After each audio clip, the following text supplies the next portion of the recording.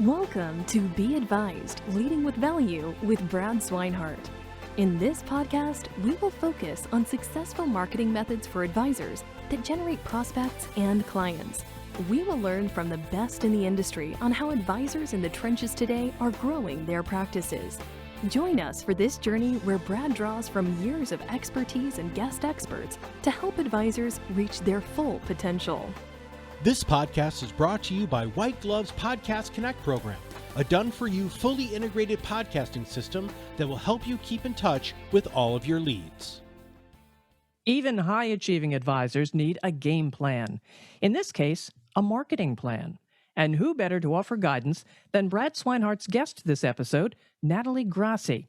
Natalie specializes in marketing plans for top performers, but she also has coached on presentation skills and best seminar and converting practices. So, Brad, this sounds like one episode every successful advisor needs to listen to.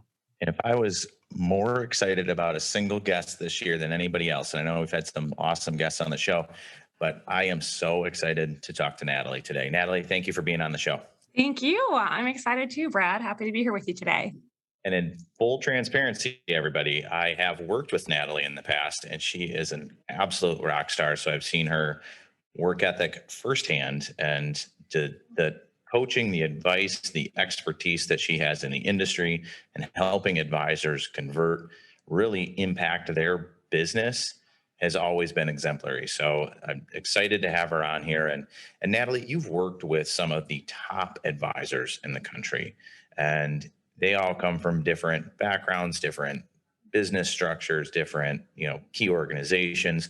But what is something that all of these top advisors have in common? What's something that stands out that, each one of them has done this? Yeah, well, I have been really fortunate to have the opportunity to work with some of the top advisors in my time at WhiteGlove. And I'd say these advisors really have things figured out. So as much as I have had the opportunity to impact their businesses, they've also taught me a ton. Yeah, and I'd say, in addition to being reliable, trustworthy, really having the best interest of their clients in mind, a few things really stand out to me about these top advisors. First, the most successful advisors I've worked with, they really understand the importance of activity. They know that activity produces results, and so they're always focusing on keeping their marketing funnel full. Over the years, they've really learned that the worst type of activity is no activity at all. So they're highly focused on constant activity to keep that funnel full. Second, Brad, I would say that they have a long-term marketing plan. So the guys and gals who I've seen be most effective plan ahead and stick to that plan. I see a lot of advisors making that mistake of jumping around from shiny object to shiny object, always thinking there's something better out there. I would say the advisors that are most effective really sit down, spend a lot of time creating a plan, doing their research as to what they think is going to be most effective, and then stick with that plan over the course of some time. Brad, Kurt that we work with over at WhiteGlove. He is someone who hosted 4 events a month, and he tracks all of his results, and he averages a 6-to-1 return on his investments with the seminar. But that said, even him, someone who's super skilled and has that 6-to-1 ROI, from time to time, he does get skunked. So he realizes, don't suddenly shift paths when one thing goes wrong. Stick to that plan, and over the long term, you are going to see results. And then finally, I would say the most successful advisors track their results. I love that. And let's deconstruct a couple of the things that you said here, because one thing that really stood out is, that shiny object mentality that advisors tend to gravitate to. And we've talked about this in the last couple of episodes, so I'm so glad that you brought it up as well. Is sometimes it's easy to say, well, this works and this works and this works, and I want to try that, and I want to try that. And ultimately, without all 3 of those steps, without that tracking, without sticking to a plan, you really don't know what works. You only know what works right away. Would you say that seminars, in general, even webinars now, they seem to take a little bit longer to convert a prospect than some other forms of marketing, let's say, or, what is your experience as far as advisors that do seminars, how quickly do they see that 6-to-1 ROI like Kurt is seeing? Yeah, that's a great question. I would say it varies between the advisors that I've worked with in the past.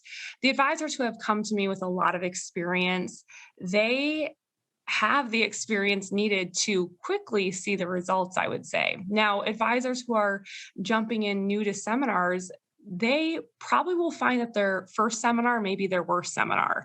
There are a lot of things that they'll pick up at that first seminar, a lot of mistakes that they'll likely make at that first seminar that they can work out over time. So they really can, work out those kinks, make adjustments moving forward so that they do see better results in the future. And then it really is the compounding effects of all the seminars you've done, because you might immediately see clients from one seminar, but then over time, you're going to see clients from 6 months previously, a year previously. People are going to come to you as they have life events, and that might not be immediately after the event. Kurt, in particular, he's a great example of someone who stuck with it. His first year, he tracked his results. He had a 3-to-1 return on his investment. And year two, once he did work out those kinks, really identify some of the best practices that we coach to and implement those best practices, he saw that 6-to-1 return on his investment. And Brad, you correct me if I'm wrong, but I think over time he's tracked his results in the 4 years that he's done seminars, and he's at a 20-to-1 return on his investment. Is that accurate, Brad? 20-to-1 now with his data he's kept? Yeah. And what's interesting about him is, he's looked at the seminars, he adapted to webinars, but really when he looks back at his event-based marketing, it's a 9-to-1 ROI strictly from this person attended an event and immediately became a client. He got a 9-to-1 ROI. But when he factors in the nurturing campaigns, the referrals he's picking up from people that came to a seminar, referred somebody else, hey, this guy really knows what he's talking about. When he really adds in all of that mix, then he's actually seeing a 21-to-1 ROI, which is exactly what you have to look at is where's the fruit coming from? Well, it's coming from that tree. And how do you really optimize it is you have to have all those other channels. And what's really interesting too is, you said 2 points here that I just want to point out. One, you said, your first seminar might not be the best. You're going to make mistakes. It's not going to always be successful. And I think that that's something that advisors have to remember when they're looking at new virtual options.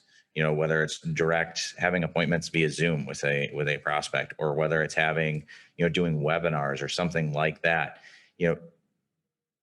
We look back with these rose-colored glasses and say how great seminars used to be when those were our only option. But we tend to forget that, the first one you did though was awful, right? People got up and walked out, or you did the dollar bill opening and everybody hated it and couldn't believe you ripped up a dollar. We forget those. And all we focus on was I've been doing seminars for 10 years and now I have a 6-to-1, 8-to-1, 10-to-1 ROI. But when you do one webinar and it doesn't immediately knock it out of the park, you're like, wow, these just don't work. And they've given up, So I think that's a really important point that you said there. Yeah, I would agree with you. And I think it's just really important that you stick to a plan. And I would encourage advisors to spend a lot of time looking at their options, researching their options. But when you decide on something, give it some time and lean into the people who have experience.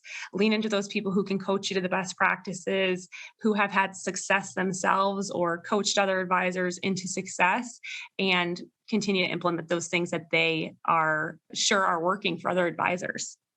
And I know you've helped just hundreds of advisors come up with effective marketing solutions, very detailed. I've seen these plans, detailed year-long strategies. Let's walk through that process for a minute here. What are some of the first things you'd ask an advisor to come up with something that works for them? How do you start building those marketing plans?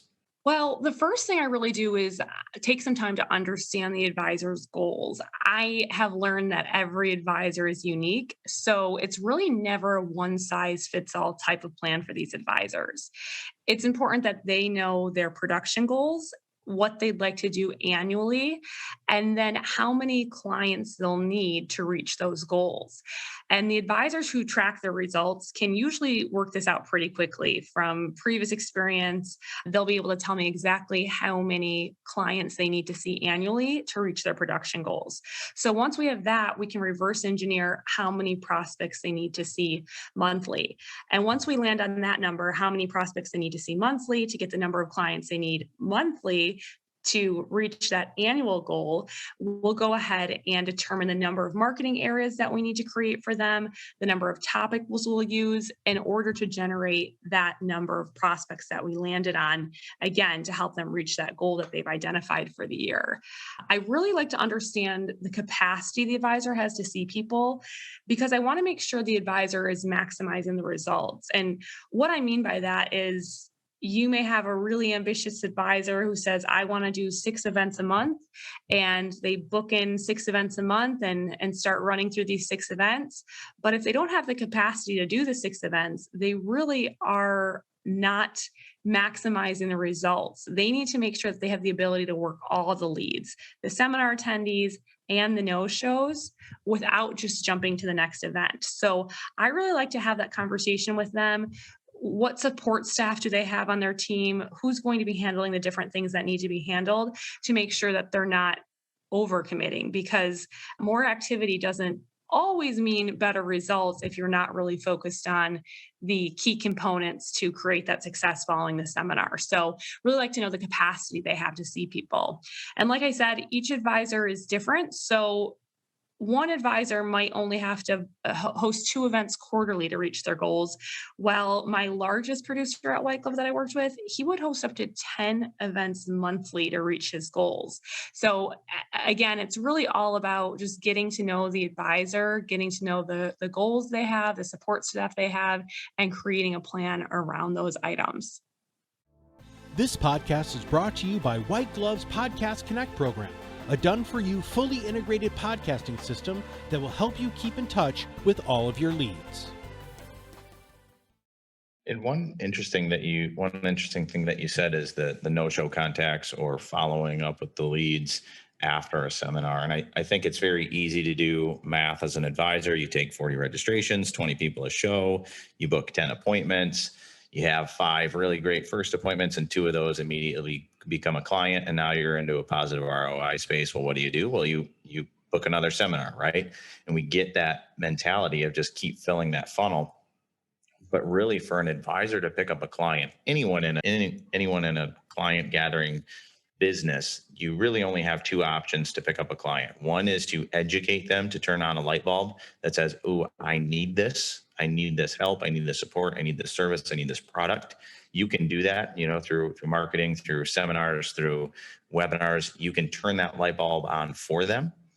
But there's also going to be those 38 other people that registered for that event that don't have that light bulb turned on, that says, you know what, this isn't a pressing concern today for me. That what you want to do is stay in front of them in a very educational, very value add, very robust fashion.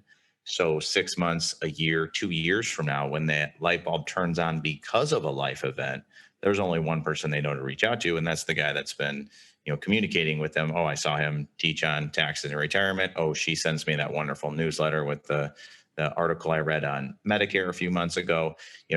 That advisor that can stay in front of those other 38, that's when you go from a 8-to-1 event-based ROI to a 21-to-1 life cycle ROI. And that's something very important that you pointed out there, Natalie. And one thing I just want to understand a little bit further from your perspective is, when you talked about getting the advisor's ideal number of prospects, they need X amount of clients, so they know that this is their closing percentage. That means they have to be in front of this many new households every single month.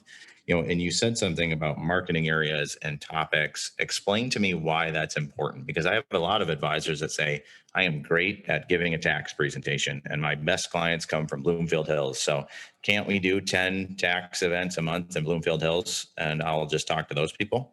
Well, if they want to do 10 events in Bloomfield Hills over and over, tax events, the reality is that area is going to begin to get saturated. So they won't achieve the results that they had hoped for if they try to continue to put the same marketing message in the same area multiple times a month and putting it in front of the same prospects. So definitely it's important to plan ahead. Again, you need to identify how many prospects you'd like to see total and decide where you're going to be able to pull those prospects from, because the advisors who are looking to generate a lot of prospects won't be able to pull them all from one area or one topic.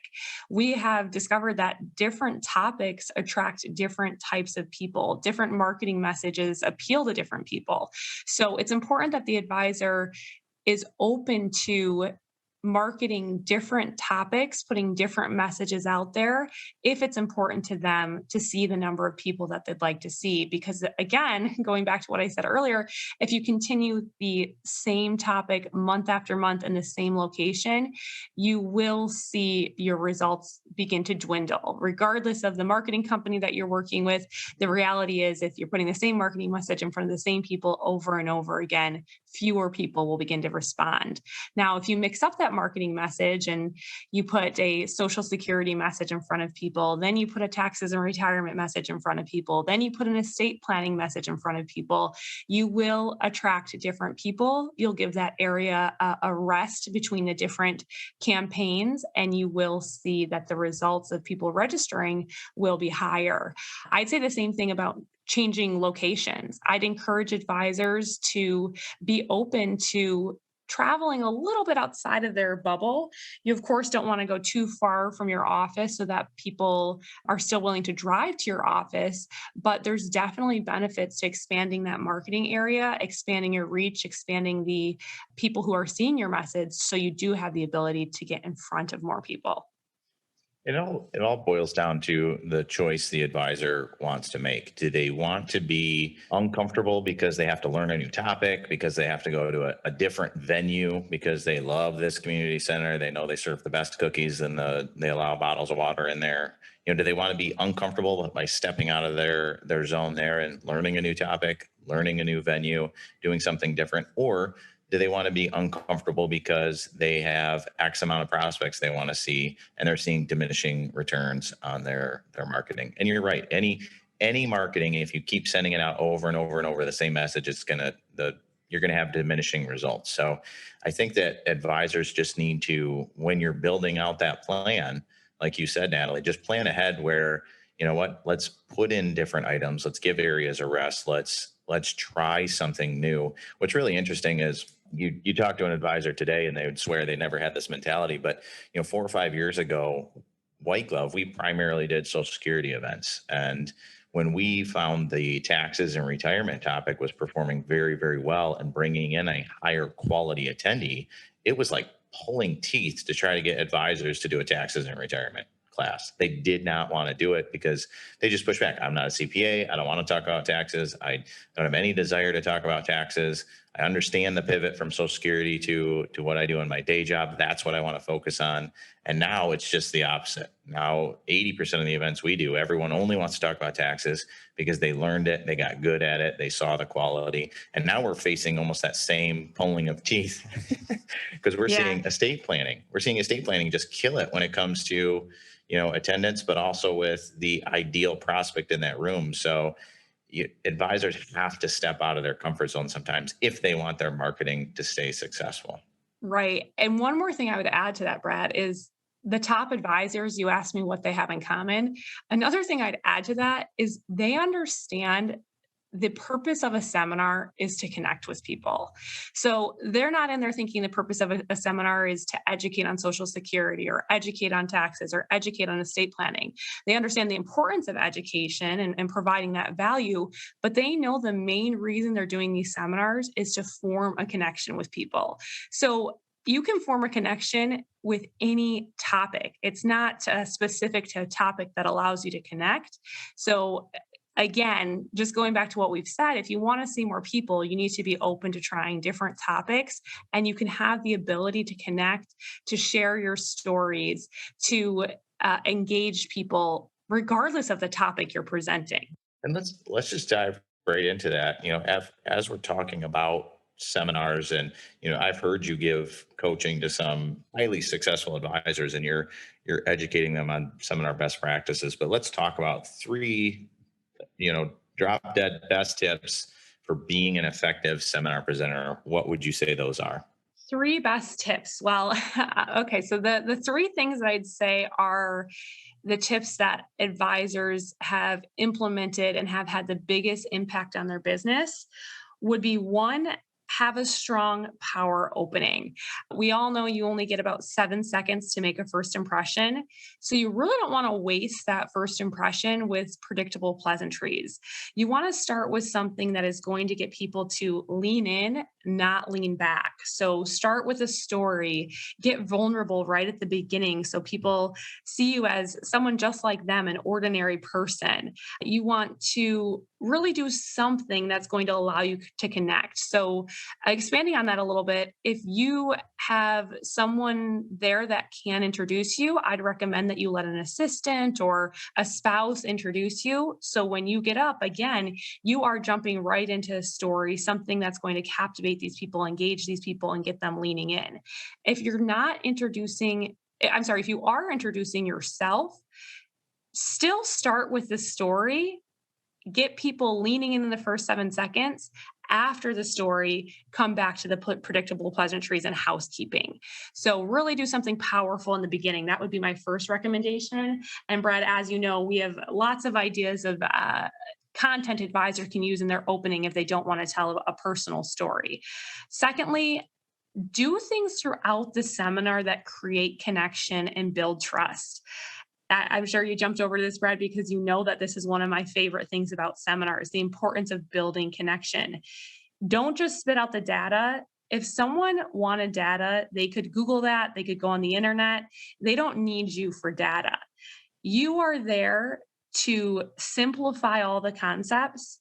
You are there to connect with people. So tell stories, things that make you connect. Something as simple as using someone's name throughout the seminar. So as you're talking, looking out into the audience and saying, hey, Brad, I had someone here who sat in your seat a few months ago and they came back to my office. Just using Brad's name can get that person engaged, get that person feeling connected to me.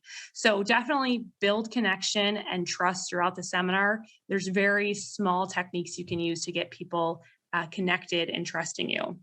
And then lastly, I would say, just like you started strong, you have to end the seminar strong. So have a strong power close. I personally love Frank Maselli's power close. I've seen so many advisors use this effectively.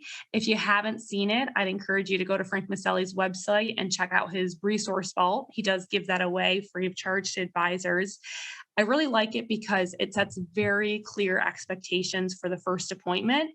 It lets the people in the room know exactly what to expect from that first appointment. It gives them something to look forward to when they come into the first appointment. And it also overcomes any of objections that people may be sitting there thinking in their mind without them having to raise their hand and say them to you. So I think it's really important to have that strong power opening, build connection and trust throughout the seminar, and then have a strong power close. I love that. And if you guys noticed what she did there in her example, when she was talking about using someone's name, she used that embedding technique that we've talked about with Deirdre on a previous podcast there, where she addressed someone in the audience, but what she also did was telling a story, but also clearly outlining the tactical steps of the seminar. Oh, that person sat right there. Afterwards, they booked a meeting with me. We met in my office. This is what we talked about. Their lives was changed for the better by X, Y, and Z, right? Using that technique throughout the seminar, as well as, Natalie's great point of using their name. That's all those little things that just pull that audience in closer to you. And so we talked a little bit about numbers. We talked a little bit about how to convert at a seminar, but part of a marketing plan has to be what you said originally, is this: let's track the results. And what would you say? How do you do that? What do you track? How many seminars I do and how many clients I get? Like what other things should we be paying attention to if we're going to make a marketing plan? And how does that affect making that plan successful? Yes, you know how much I love tracking and tables and organizing the data. So, this is a critical component, and I love working with advisors who are tracking their data because it's not just there for you to take comfort in seeing it, it's there for you to really look at the data, identify where your best results are coming from, and replicate those results. It's there because what you might find is that there's one small area that you're not performing as well as you'd like. And we've really discovered that it's a sum of small changes that have the biggest impact on the results. So let me walk you through what I recommend you track, and then we can talk about how you can really dig into this data and make adjustments. So, specifically for seminars, I would track the number of seminars you're hosting per year, the number of households that you're getting on average per event, your average conversion to appointments. So, how many people each seminar are raising their hand and saying they want to come in and meet with you, your sticky rate.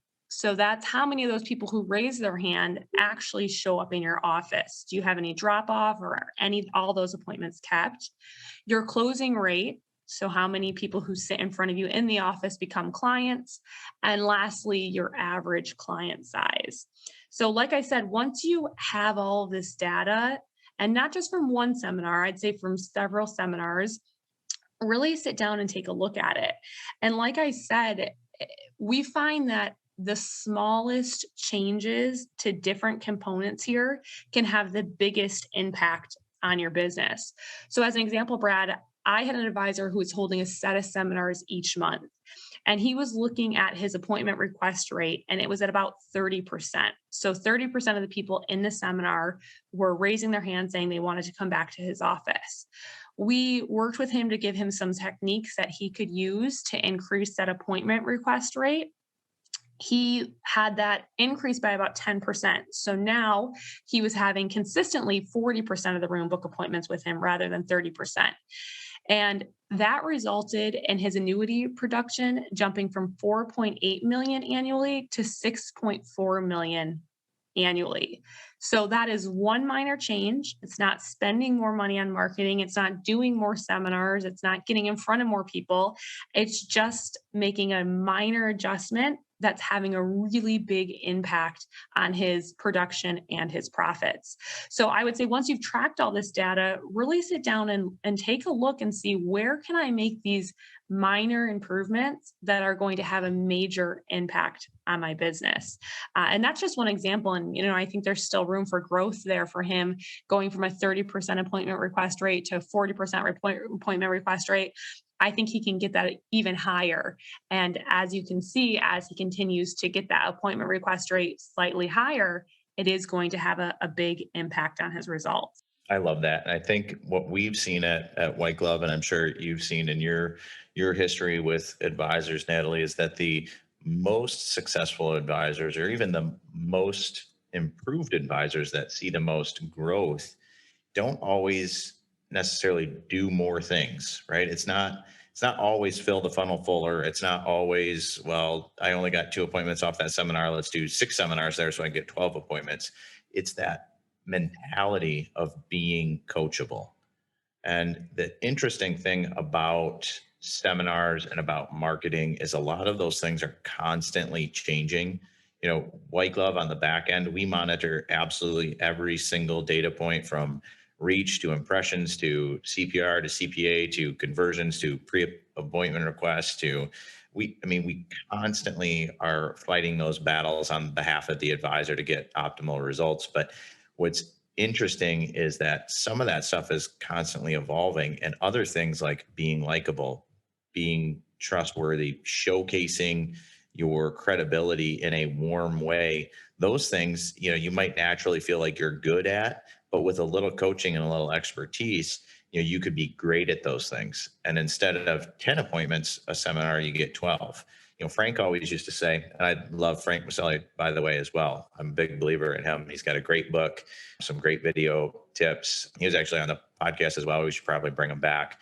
But Frank would say when he was a producer and he did 4,000 seminars as an advisor, he said he would get 105% appointment request rate. And what that meant was everybody in the seminar, of course, got an appointment, but then he'd get calls the next day from, hey, this is Mike. I wasn't at your seminar, but my neighbor John told me you got to talk to this guy. He knows what he's doing.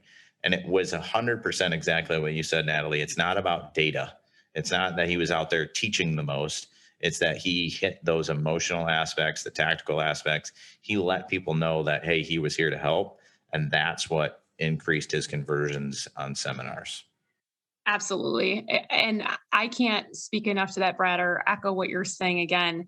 It's not always more activity. It's really taking the time to analyze your data, find out where you can make those small improvements. And again, if you don't know how to make those improvements, look to the people who can help you with that. The coaches at WhiteGlove, your coaches that you know from different components of your business. You need to look for people who can help you make those minor adjustments, again, that will have a major impact on your production and your profits.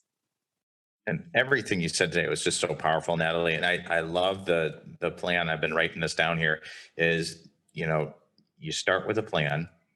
In that plan, you're already looking at how to mix that up and how to have a rotation of topics, maybe a rotation of area, maybe a rotation of methods, and then tracking your data so that when you have to adapt, because marketing is an art and a science, but when you have to adapt, you can make those decisions based off of data and take that shiny object mentality out of your marketing plan and say, hey, we're going to do this. We're going to stick to it, because even the best seminar presenters, like you said, even the best seminar presenters are going to have a seminar where they get 0 appointments.